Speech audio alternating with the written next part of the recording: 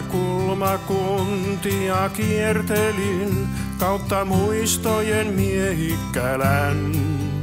Erityisesti kiinnostivat ne, joilla ennen liikuin vähemmän. Siksi kirkon kylältä käännyinkin ajelemaan kohti Hauhia. Siellä peltoaukeat kumpuiset, nykypäivän meno rauhaisaa.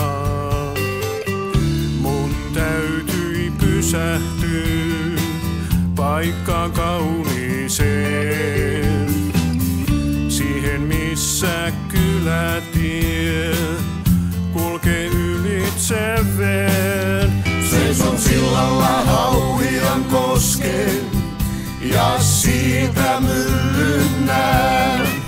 Mä mietin mikä sai ihmiset aikanaan lähtemään. Ja vaikka aika muuttuu, mylly seisoo paikoillaan. Saako mylly tänne ihmiset palaamaan?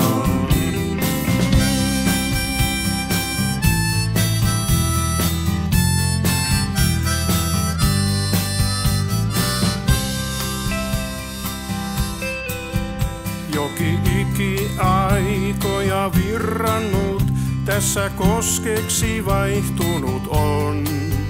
Joskus toimekas viisas ihminen sitten hyödynsi sen tuotannon. Nyt on sylvin veikeää taidetta tullut ryydittämään maisemaa.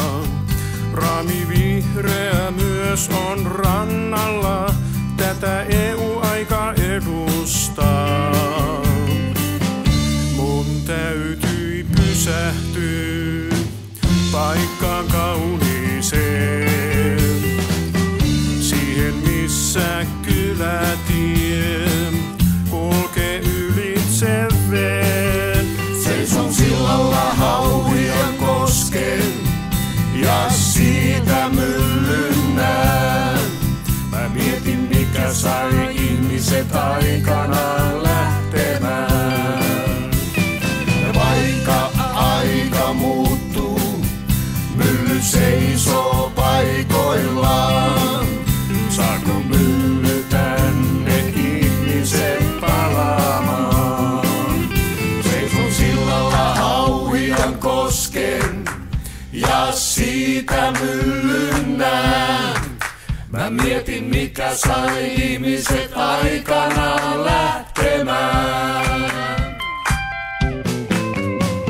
Ja vaikka aika muuttuu, mylly seisoo paikoillaan.